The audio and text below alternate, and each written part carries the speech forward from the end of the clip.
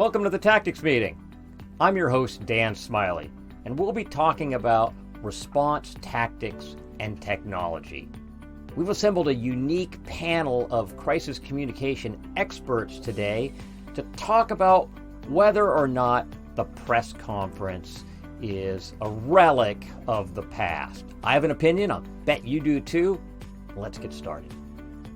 Here on the Tactics Meeting today, we're going to talk about the press conference in relation to emergency communication and ask the question, is this a relic of the 90s, and should we be focusing on other means of communication?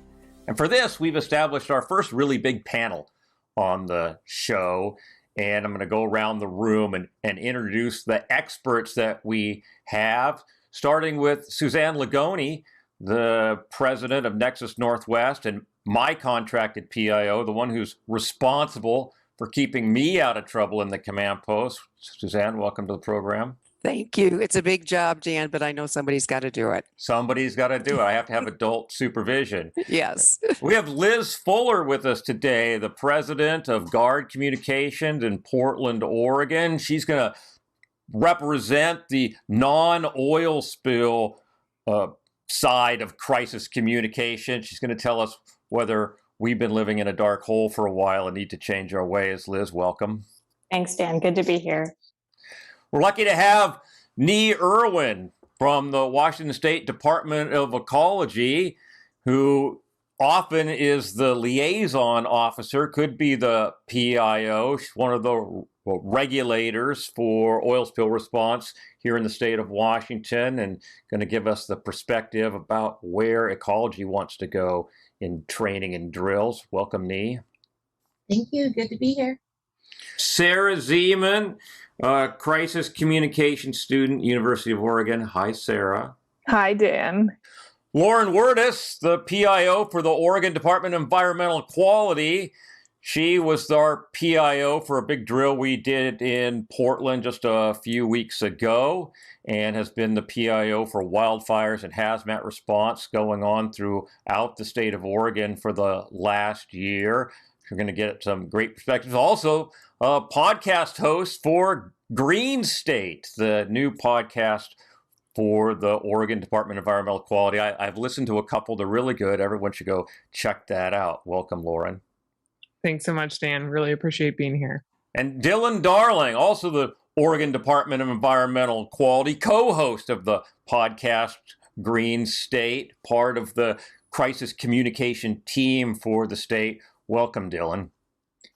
Thanks, Dan. Awesome to be here. Really appreciate it. You're welcome. I'm excited. So the question is, what should we be doing differently when we're talking about crisis communication? And one of the things that kind of came up that was the inspiration for this episode was some fairly damning news articles that came out of the oil spill in Orange County. That's actually still going on to some extent as we talk. And one of the things they talked about was these short, non-responsive press conferences that lasted less than a half an hour, that stopped short of really just saying no comment, not providing any real information, and a strong accusation that the first casualty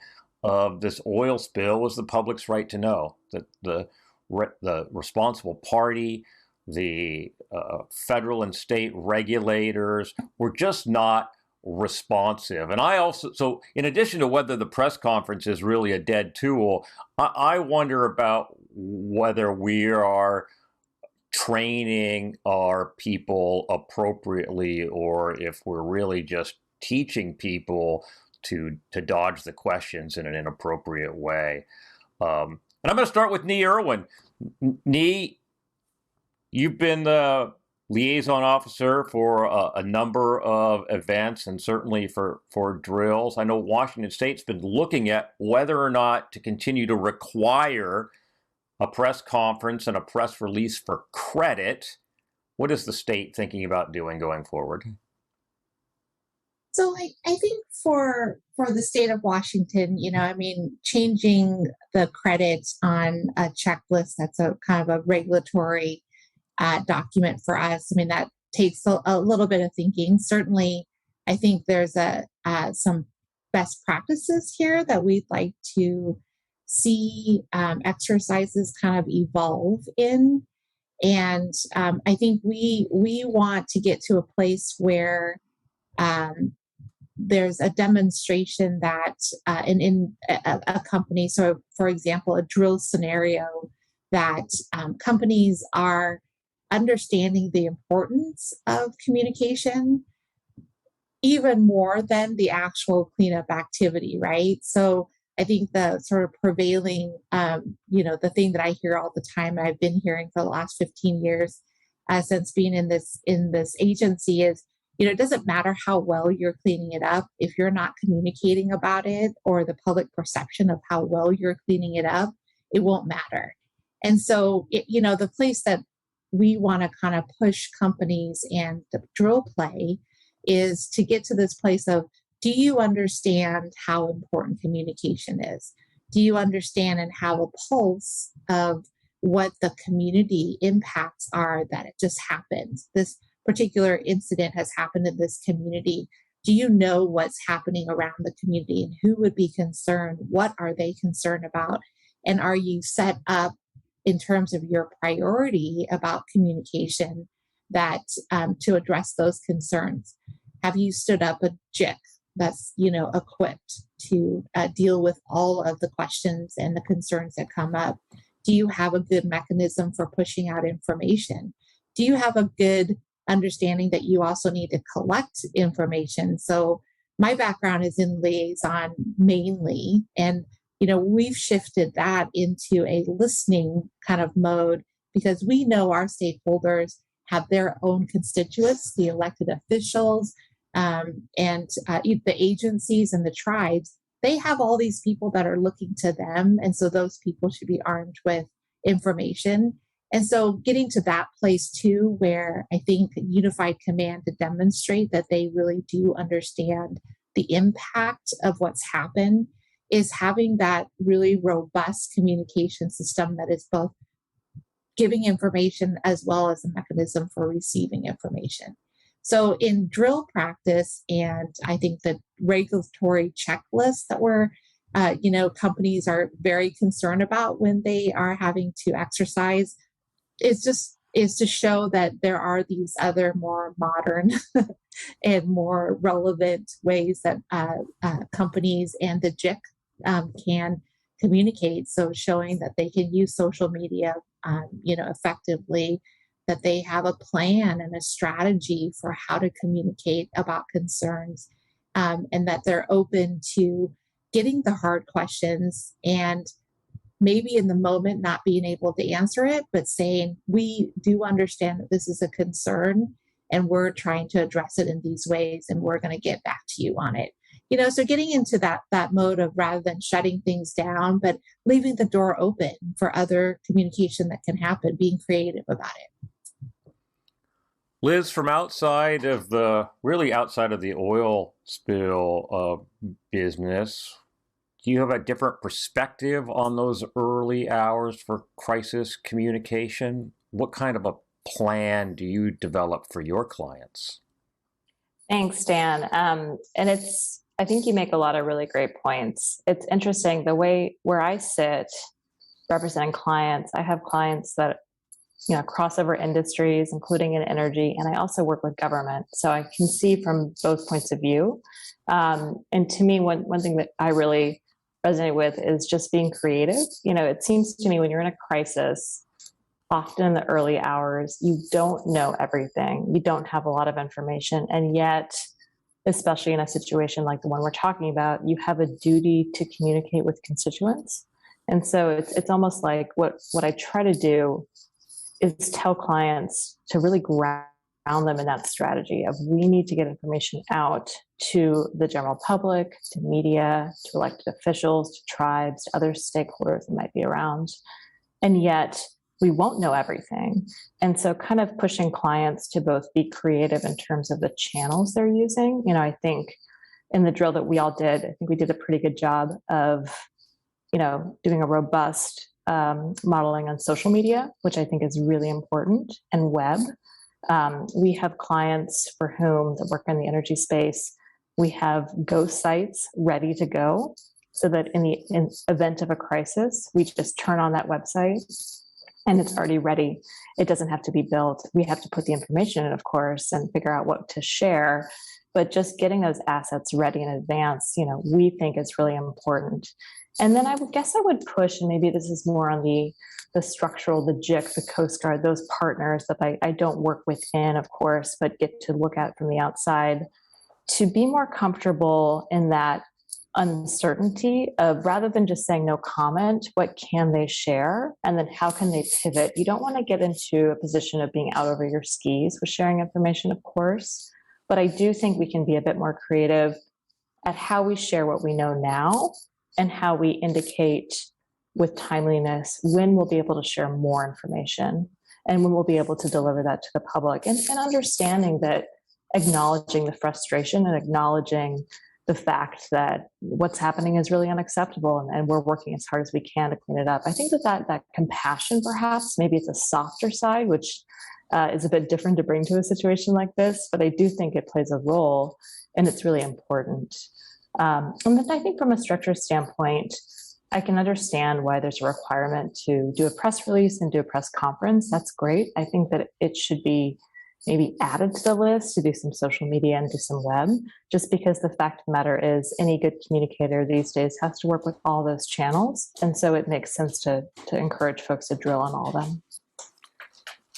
Lauren, you've been working with communicating from the state of Oregon's perspective through really what has been unprecedented fire seasons over the last couple of years. What have you learned about communicating during this time? Yeah, that's a great question. So I think that people really want to know that action is being taken, that there are people on it. They'll have a variety of people whom they trust to be on the situation, but I think the more that you can communicate what is being done, the action that is being taken, and your as the responsible agency, your awareness of the situation, I think, is very comforting to people in those moments. And in 2020, I was able to be in both the COVID JIC for the state and the wildfire JIC. So it was a year where I didn't actually work for DEQ that much. But one thing I learned just as a practical tool is that both of those incidents created a dashboard in the long run. There was a need and a desire from people, from the media, kind of all around the board, people wanting to know the data and what was happening and feel like they could understand sort of that, what we would call the common operating picture. But what anyone else would say, just, I want to know what's happening. And so I think that that is a really important aspect here, that when we have these stand-up websites and we have all this information coming in, you know, through the incident command system, we have a lot of forms for which I can rarely remember the numbers, but I think that to create a way for those to roll up in a way that is transparent is really important to, as a forward-looking way to communicate information, and for people to feel like we are not holding this information closely, that we want them to know about it and be a part of it. So I think that that's one thing I've really taken away from both of those experiences. I would also say that that first press release, kind of as Nhi was saying earlier, about there is a place to get this information, especially from the media. I still think that press release is incredibly important. I know as COVID and wildfires, as these incidents take off, press will know about it, and they will find who they think is the closest person to the information and call them. And that person's mailbox will become full very, very quickly. And so to the extent that you can give people a number to reach out to, where you can start to log those calls, respond to those calls, build a base of questions that need answering, and start to, work through that list and respond, is really important. However, to the extent that we need to practice an actual press conference on the first day, while I think the press are an incredibly important source of information to a group of people, having that be the foundation of, a pass fail on a drill, I don't know if that's really the crux. That could be an element if it gets played out, but social media is where, I think it's where the rumors are going to start flying, if there are going to be any, and it's the first place people are going to look. So I agree with Liz too, that in the drill that we worked on together, the way that played out was just a really helpful exercise of that skill. So Dylan, what other venues or channels for communication are we adapting then? We talked about social media. When I think about social media, I think about Twitter and Facebook. Maybe I used to think a little about Parler, but not. I don't think they really exist anymore. My cousins aren't using any of those things. They're 12 and 16. And I don't know what they're using. I should have polled them for this. Maybe Sarah's going to help us out a little bit with what's on the table. What do you think, Dylan? What are you guys using outside of those traditional channels of communication? Yeah, that's a great question. I have yet to set up a Snapchat for a spill. That's probably pretty old.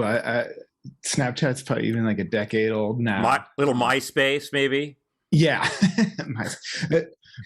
I don't know if you can get on Foursquare still, but we joke about it, but recognizing what all those new tools, for now, primarily Twitter and Facebook, they've both been around for a while, but they're so prominent that those are the ones I still put a focus on.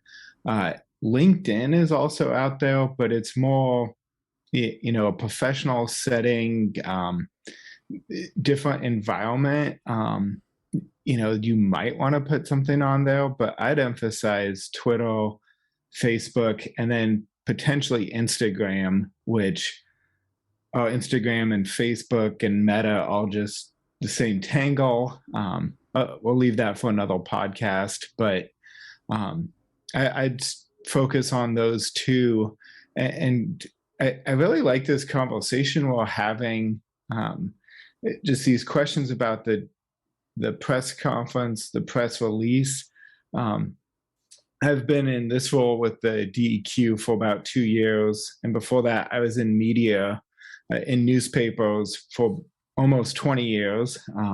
Not to date myself, but, having not that long ago been on the other side, I've definitely seen it where you can tell that the communicators for an incident are just working on the perfect press release or setting up the perfect photo opportunity of a press conference.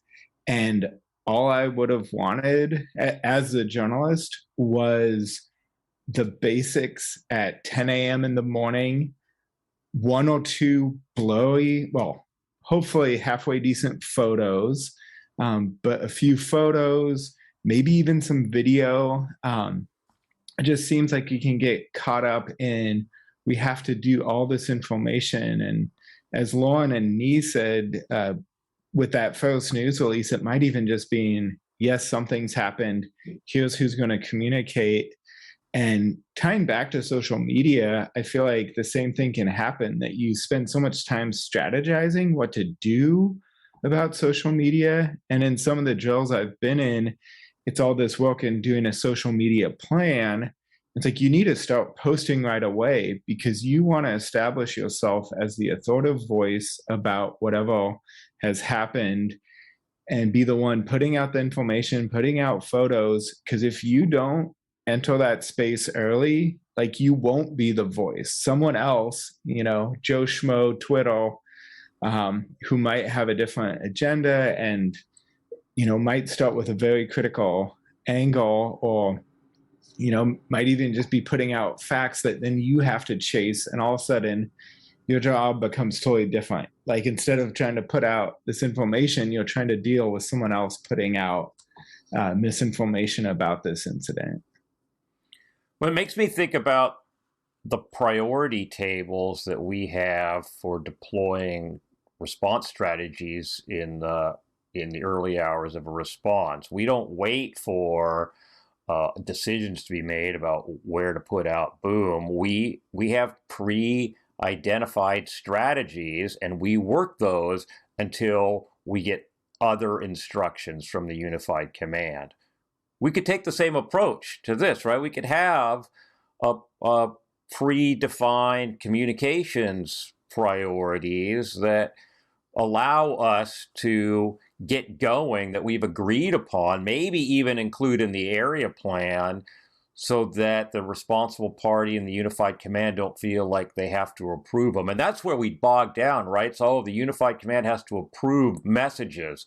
Well, then nothing gets out. And we need to give our PIOs, this is my perspective as an incident commander, we need to give our PIOs the authority to get out there and speak for the response and come back to us if there is an issue.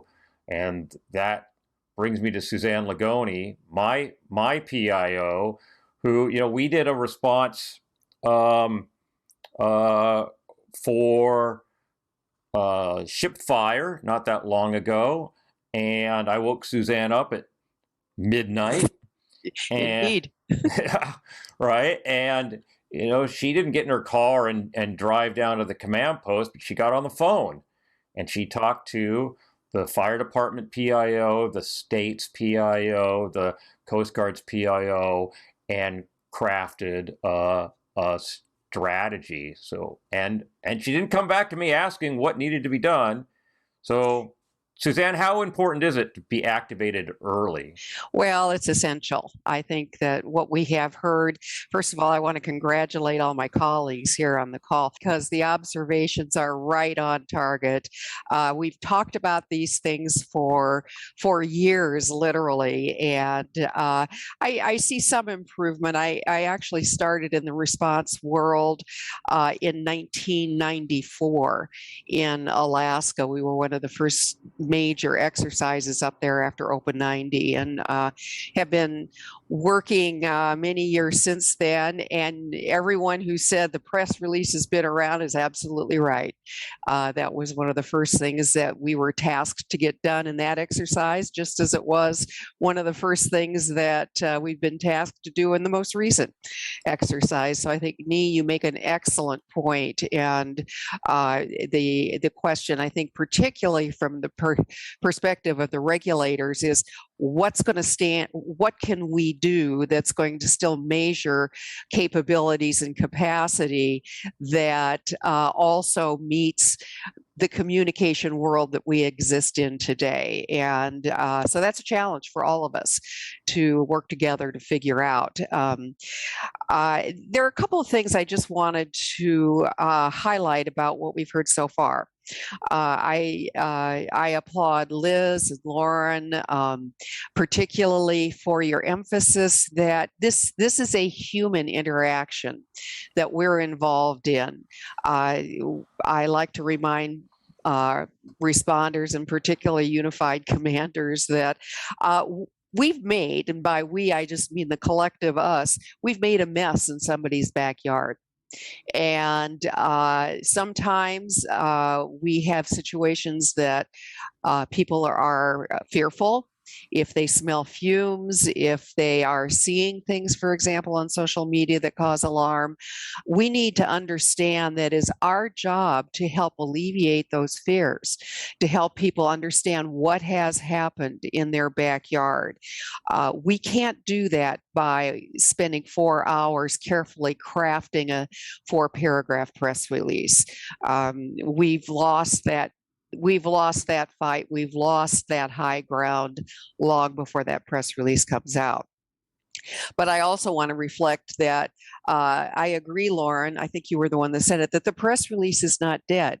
It still is a statement of record. We need to do it, but I'd like to see us measure something else in addition to the press release to help us all decide. It's not so much our license to operate or however you want to describe it, but it's how we as communicators, that's our job. Whether I'm representing WSMIC or another client, or Nhi's representing the state, Lauren and Dylan, you're representing your state.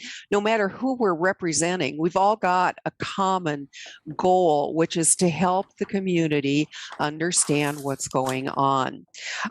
So a couple of other observations that I've made in the past, and I'd like to emphasize because it draws together what I'm hearing, is that communication is certainly about working with media and working with stakeholders and working with electeds, but it really is about communicating with everyone. What I have tried to encourage as much as we can within the ICS structure is that the Joint Information Center and the liaison office certainly are sitting next to each other, but are quite intertwined. We have one responsibility. It's communication. It's informing our community. We just use different methods for doing that. But the more that we can work together in the same room with the same information fact gatherers, first of all, it helps stretch our resources. But second of all, it ensures that we have a common message. And so I like to see that. I encourage that when I'm working in sim cells or doing coaching during exercises. So I think that gives us a little bit more that we can think about as we try to find a better way forward. And I'm happy to hear other ideas. Oh, the one other thing, and then I will shift over to Sara and get her perspective as the generation that's coming up and has to deal with this, is I would love it if someday we could have a communications exercise. Nhi, do you recall we tried to do that years and years ago in those December gatherings that we used to have, and that's the last time I remember that ever being done. But we've got sitting here on these screens some real experts from a variety of backgrounds. Certainly, there are others. The Coast Guard needs to be present in that kind of an exercise, but I would love to see us commit to that, and perhaps there's a company out there that would help with, quite frankly, the finances of doing something like that. So I think that would help us find some answers. I believe the answers are out there. The method is out there. We, as the communicators, are going to have to take the initiative to see that this is done. I'll stop there, Dan. Thanks, Suzanne. Sara, our upcoming PIO, she's rapidly becoming my drill right hand. What are your thoughts? And also, where do you get your news? I get. Where do I get my news? Yeah, does the newspaper show up on your front porch or? No, it does not. I don't know if I've ever took the time to read the newspaper unless it was like finding a picture of myself in 4-H from it. I would say that I do get a lot of my news from Twitter. I don't really use Twitter for much else. I find it as an easy way to just keep track of sort of everything that's going on. The social media that we're missing, as Dylan, I see, stated in our chat, I would say Instagram is actually a little bit bigger of a thing. For at least like my generation and below, I would say. And of course, with the up and coming rise of the TikTok madness, I would say TikTok is definitely very prevalent, but I think that Instagram has adapted to sort of take on some of the TikTok functions without the sort of stigma that TikTok has around it, which is interesting. And that's sort of leading us into this place of even more visual communication, the videos, that sort of world, away from like just watching the news on the TV. It's sort of bringing that back around full circle into this new age of communication for sure. But I definitely agree that the press release is not dead quite yet, at least. At least for the crisis communication world. I would say that it's definitely not as crucial for a lot of other communications anymore, but definitely crisis communication, even if it's just an initial way to gather information and release information, maybe even on those social media platforms, just as like a formality. And also for sure, leading with compassion in response is huge. We're not only representing who we work with, we're representing the people who, like Suzanne said, we're in their backyard, and they need to know, and that's part of what we're doing is helping them know. It seems like younger people are skeptical of government. They're skeptical of corporations. They're skeptical of these messages. So, along with compassion, how do we deliver a message that is believable, that's trusted? Any thoughts on that? You tell the truth. The truth? Oh, wait a minute. Back the card up. The truth? You tell the truth and you tell it first. Yeah. So I would say we are skeptical for sure. I think we've sort of grown up in this world of the digital age, and that has led us to be more skeptical, possibly because we have all of this information all the time, and not all of it's true. So making sure that we're always being honest in what we're saying, even if that is, I don't know right now, but here's what I'm doing to find out, that is super important. And that just builds trust for future relationships on and on and on, so that when we actually do have information to tell, that we're being believed. Yeah. You ran the social media simulation for us during a drill we did last month. How realistic did you think that part of the exercise was compared to the rest of your social media interactions day to day? That's hard to know, because, well, some of the other work that I do doesn't directly work in the crisis world, and that side of communications is completely different than what we do here. But I think in a time of crisis, even things like Reddit, where people are just circulating information, they're like, well, I don't know what's going on, but from what I know and the fumes that I'm smelling, well, here's what I think. And then that just continues to sort of spiral. So I think that it maybe, who knows if it would have been realistic in like what we were saying and just the generation of concerned people, because who knows what people are ready to come up with in a time of crisis. But the fact that people are going to say something and that rumors are going to circulate is definitely applicable. Liz, how do you jump out and deal with those rumors, those known untruths that we expect they're going to be coming out, but we have to address them somehow?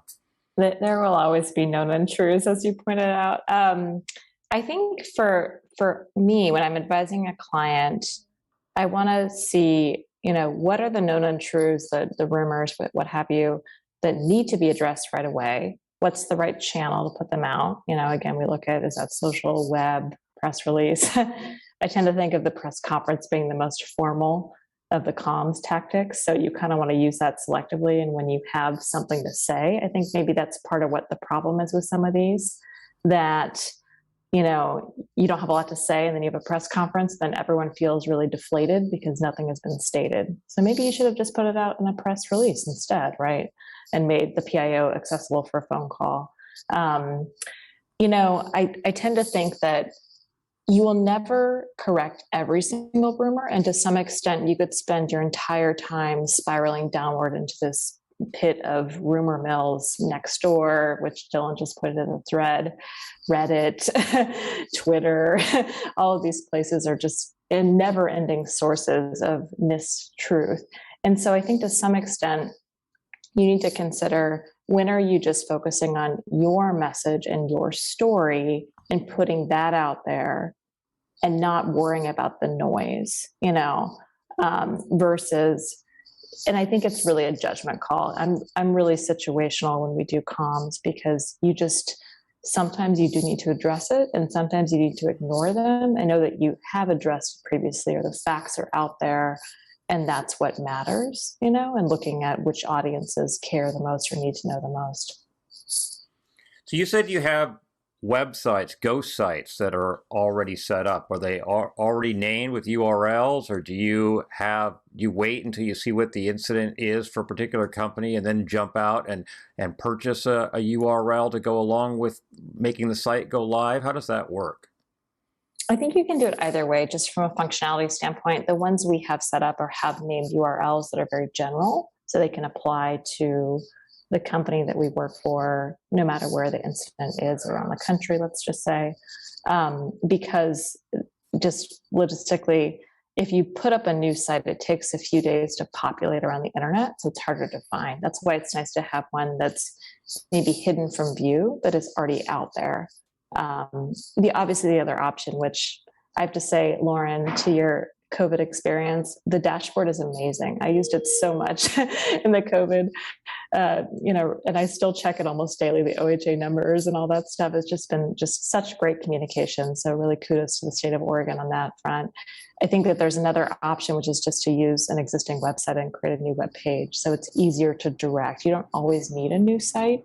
It's just that sometimes for some of our clients, that's the best option. So again, situational, probably depends. In a COVID situation, it was great that OHA and DEQ could use their existing assets, if you will, less to inform with people. So Lauren, how did that dashboard come about? Did you guys set up a separate site for that, or did you roll it into the existing DEQ site? Well, I think, that was really more work of Oregon Health Authority, but one thing I'll say is that it was really born out of what we're talking about, which is like questions from the public and questions from the media about the daily numbers. And they were putting this information out, I'll say, in press releases. There is still, to this day, a daily press release about the number of confirmed COVID cases, number of deaths. And I know that individual publications were trying to keep their own records, but there wasn't a long-term big picture state record anywhere. And I think, rather than having to have that exist in a spreadsheet somewhere or something like that, eventually Oregon Health Authority realized that they were going to be dealing with, this large amount of data over a long time. And, looking forward to the future about vaccinations and different mutations of the virus, that this was really going to be, in parts, a data communication problem. And so I believe they contracted out with a company to help them get that dashboard set up so that they could have the tools in place to just automate that upload. And then it did fit into their existing website.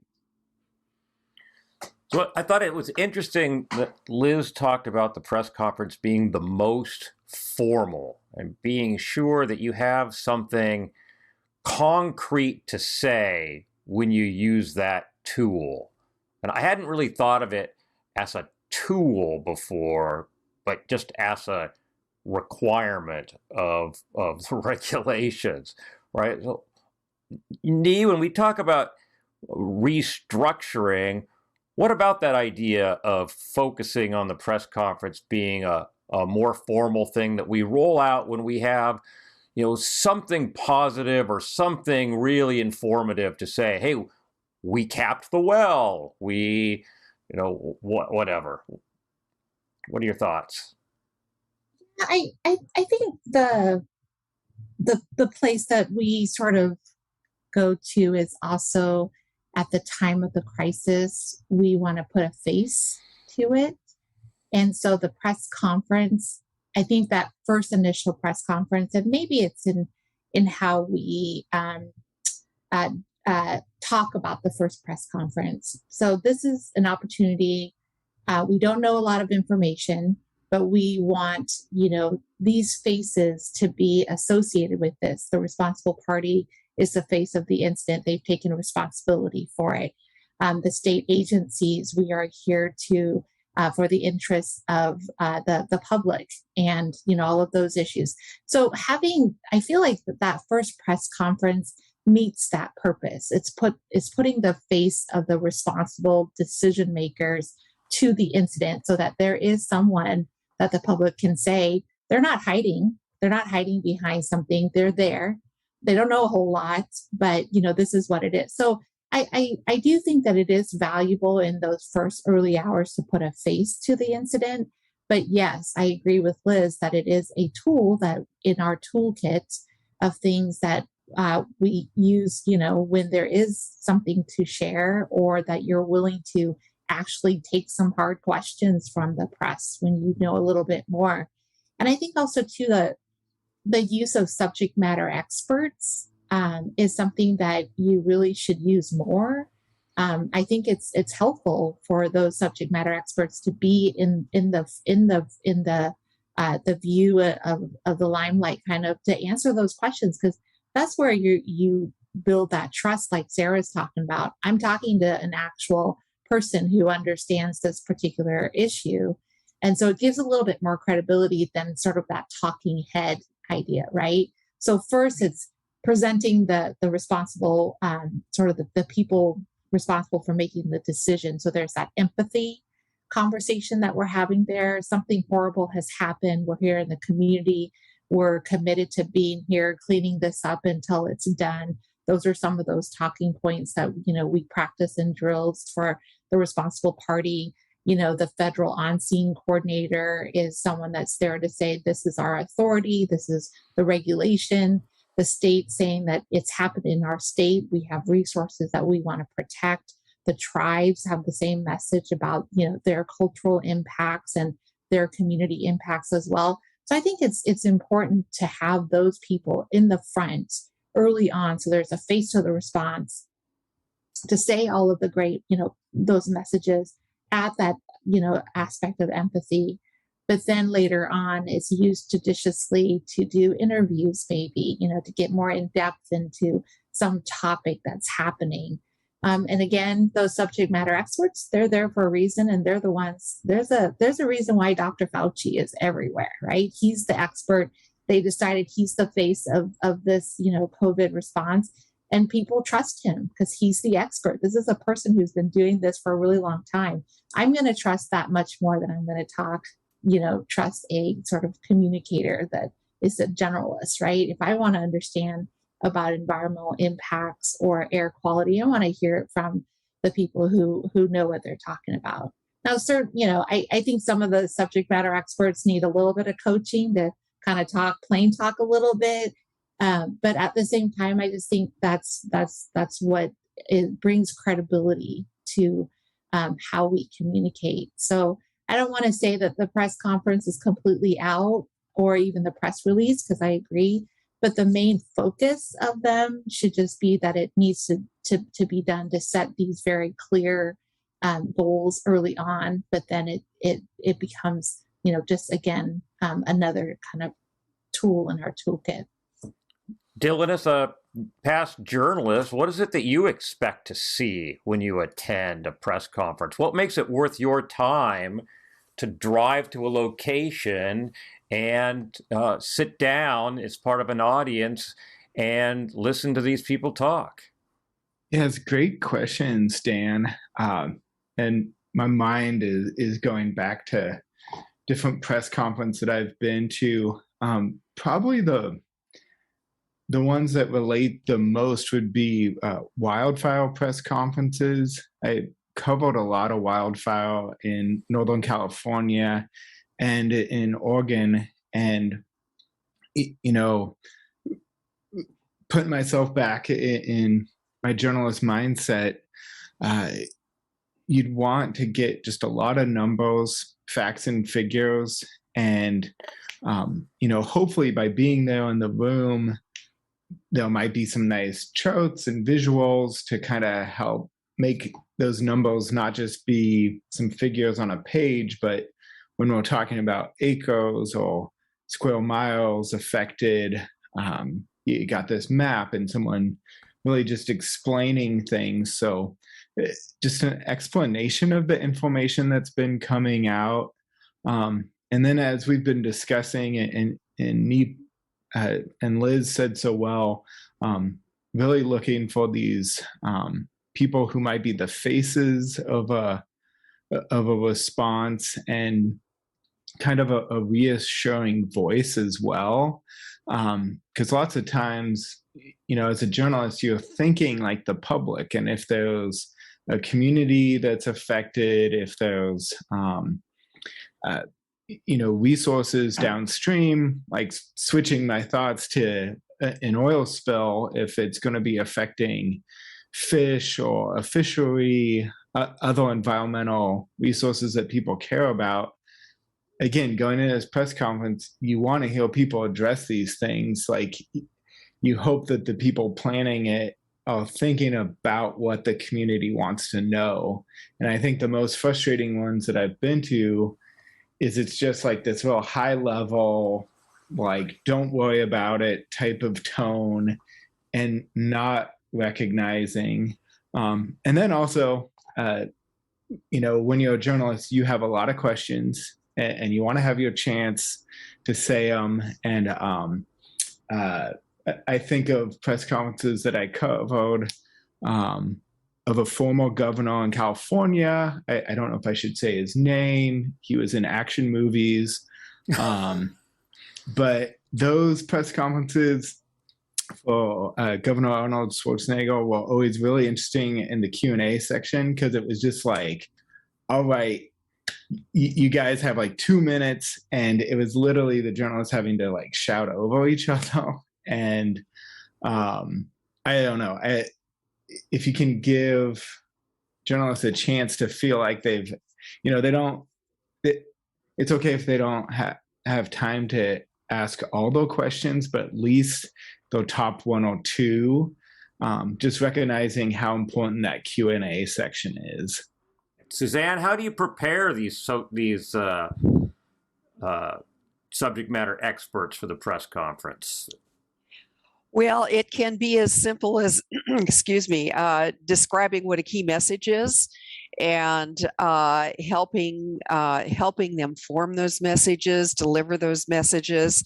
As someone else alluded to earlier, try to encourage them not to get lost in the details, and for heaven's sake, avoid jargon.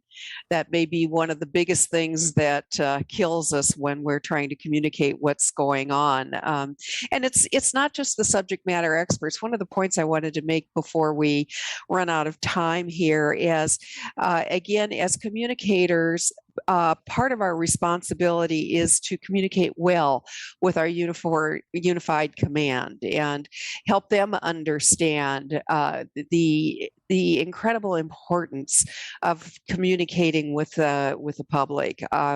It's always an objective. If you look at any 202, you're always going to see keep the public and stakeholders informed. But have you ever noticed it's the bottom one? It's always the last one on the list. And I would be happy just if I saw that a little higher up in the bulleted list. And I say that a little bit with jest, but it's our job. Fourth is the best you're ever going to get. I see. Well, you and I need to chat then. But I think part of our responsibility is to truly help the individuals in the unified command understand how important this is. And whatever language it takes, we need to draw upon our relationships with these individuals. That's, again, where drills are very important, that we do get to know each other. We get to know the individuals who will be in a unified command, but come in with good, solid strategies. And as the PIO, supported and right next to the liaison officer, come in and I'm not going to say be overly aggressive, but be assertive about what it is that we need to do and what we need from them in order to do our job effectively. A big part of that, of course, is the approval process. Nhi and her colleagues have come up with a checklist to take into the unified command first thing and get sign off on what a JIC and a liaison can do without coming back for further approval. That's an excellent tactic that helps us get along the road, but it also helps our unified commanders understand that this is a huge part of their responsibility. They are ambassadors for this response in the public. We need to make that job as easy for them as we can, but also help them recognize that it is vital, it's important, it's every bit as important as cleaning up oil. So that's, for me, the other side of the equation, the inward communication, the inward relationship building that I would like to see us spend just as much attention as we are when we're communicating externally. Thanks, Suzanne. Sara, you're back. I'm back. You're back. So would you watch it? It's got to be really important to you to take time out to actually watch a press conference. It sounds. Yes, it would have to be very important to take time out to watch a press conference. But I think that does not take away from its value, because I think that one of the most important relations at the press conference is the journalists. Like, this is your opportunity to make a connection with the journalists. They are there to help relay the information that you want to give them. It's your opportunity to talk with them to make sure that they know what's going on, so they can help spread the story in the limelight for everyone in a way that's effective. But I think that the comment about also identifying your spokespeople and your professionals is super key as well. Last thing I want to ask, and Suzanne, you're absolutely right, because you mentioned the communication exercise, and now I'm thinking about it. I hope you guys want to do one, because we're going to do one. What does that look like? What does this communication exercise look like? What do we need to staff? Who needs to be in this? Let's start with Liz. What does that look like? How would you go about structuring this communication exercise? I think you'd want, as you typically do, the players from all the different parties, because I think, to me, a lot of the challenge and the benefit is the collaboration you get between the state agency and the Coast Guard and the company, and making us work together, as it's oftentimes we hadn't, before. And it's a really helpful and prudent exercise to do that. And then I think just drilling on all the comms channels. I think a lot of great points have been made over the course today. Maybe we would pull in, a little bit more. To me, the liaison and the comms piece need more overlap often in these plans, because there's such a tie across between those two audiences. Maybe the comms exercise could pull a little bit more from somebody pretending to be an elected official, someone pretending, from the tribal community, or pretending, just to really play out those different spheres of influence and constituents a bit more. That would be interesting to make it more realistic. I'm just trying to think of what else would really come to bear on one of these plans. What do you think, Dylan? Thoughts on how to pull off a really robust communication exercise that would help the community? Yeah, gosh, I think adding a component of getting unified command approved photos and videos from operations, or who else would provide that? I'm still learning ICS, so it's like, gosh, who would you even get that from? I do know you'd need it to be approved by the UC, but just having that be a part of this, because I just wanted to emphasize, Sara touched on it. I feel like the younger generation and a lot of the public out there, they want visual information, and that means that media also want that. And these days with the media landscape, they're really relying on us more than they ever have. I worked at 4 different newspapers, and all of those used to have photo staffs, and now they're down to like 1 or 2 people each.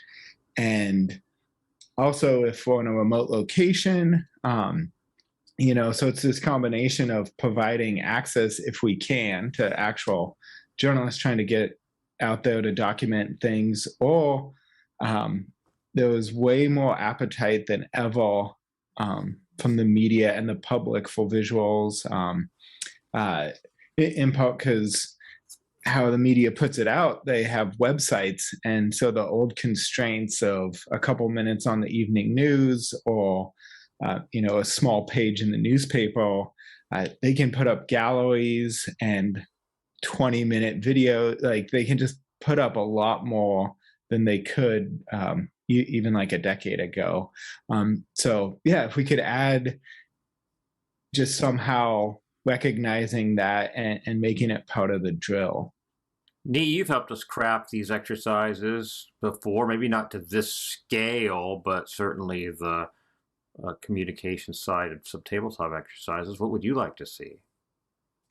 Yeah, I mean, we've actually have done a workshop, a 2-day workshop for JIC and Liaison early on, years ago, when we were really embarking on a big overhaul of the JIC manual and the Liaison manual as part of the Northwest Area Contingency Plan. I think EPA hosted it for us, and it was really good. I mean, it was the first time we were practicing some new templates and some new initiatives that we wanted to kind of see. So I think it should be in combination of some, information sharing and best practices. Like first, either, maybe the first part of the day or something, and then an actual drill scenario. And I would love to see, in addition to everything that everyone else has said, is the actual practice of the conversation that happens when we all come together. So we are all coming together as agencies, responsible party, all these different entities in terms of communications. And we have to come to agreement on how we're going to move forward as a JIC. And in those early hours, how long does it really take to set up a website? Even the decision around having a website, the URL, paying for it, who's supporting it, like actually going through the steps of saying, this is actually how long it would really take. We can sit here and say, yeah, we just turn on a button and it goes out there. It doesn't quite work that fast, but we have to come into agreement about it. I think about a uniqueness of Oregon and Washington. So when it happens on the Columbia River, that is a shared resource. Who is the lead agency, and who should be that lead communicator, or the information that it's coming from? So early on, if we agree that Twitter is going to be the social media tool that we use, whose is it? We haven't exactly established one for the sort of brand of the incident. So is it Ecology's Twitter account? Is it DEQ's Twitter account?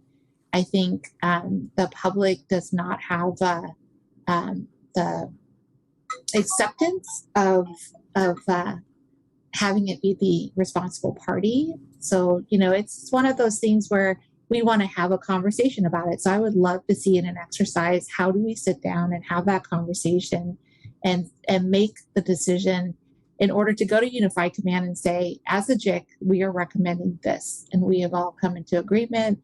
We have formed, the best practices, and so there's the exercise we're doing today.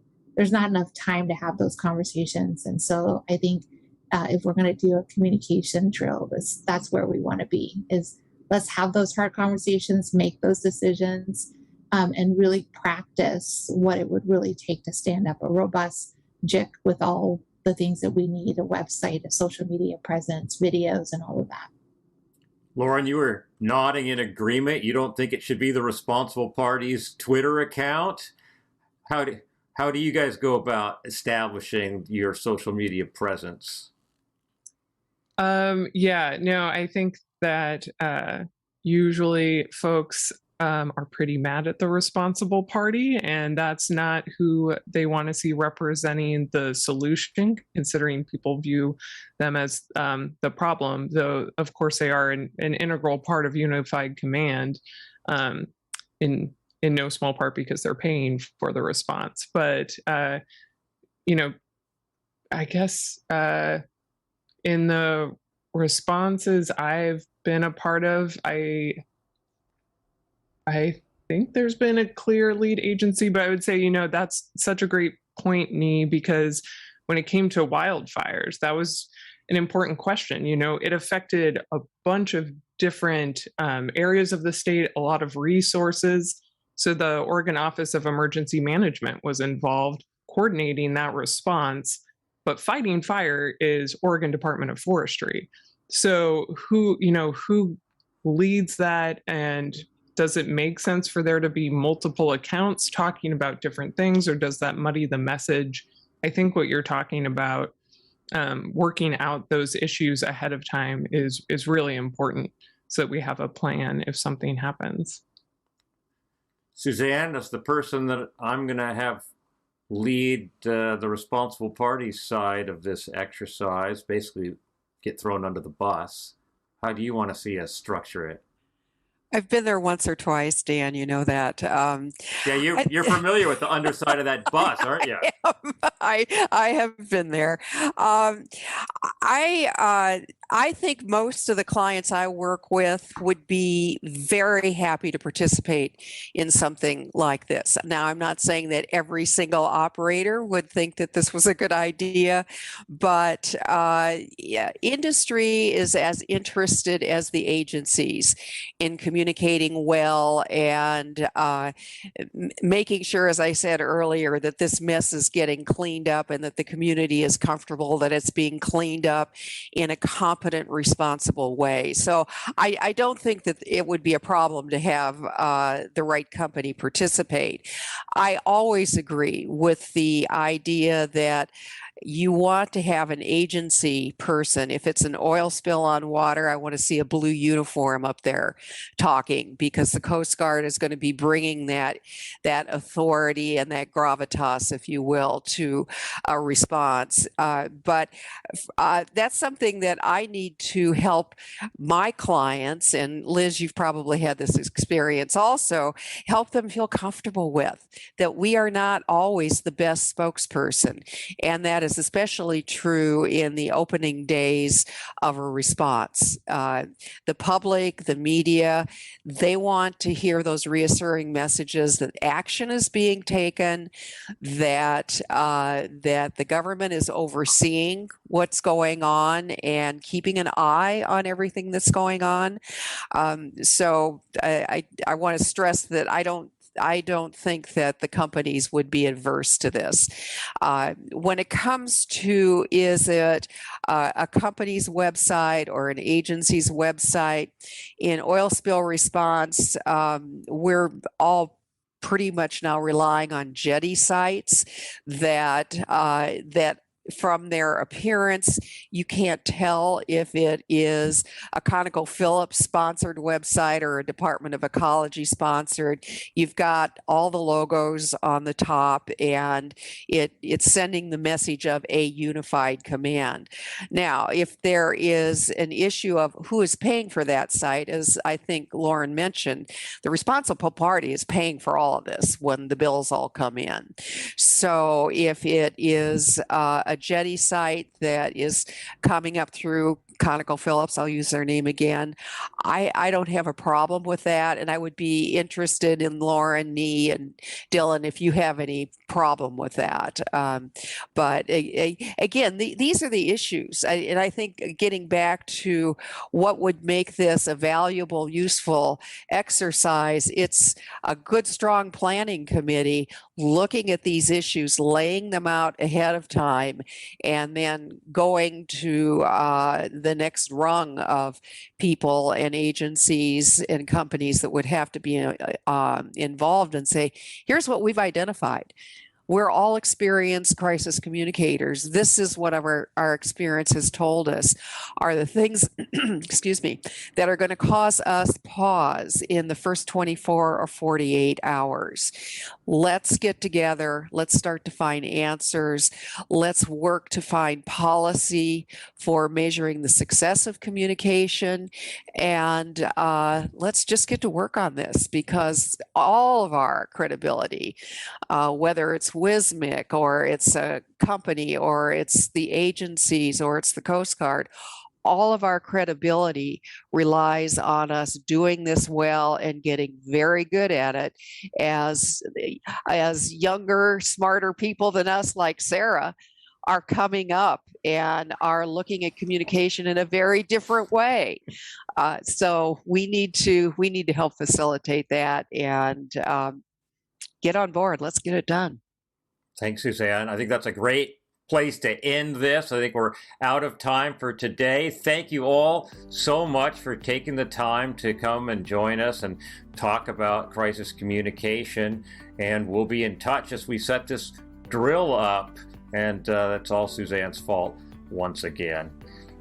Thank you for joining us on the Tactics Meeting. That's all we have time for today. I hope that you enjoyed what our panel had to say. If you have an idea for a topic or you would like to be a guest on the show yourself, you can email me. The address is podcast@thetacticsmeeting.online.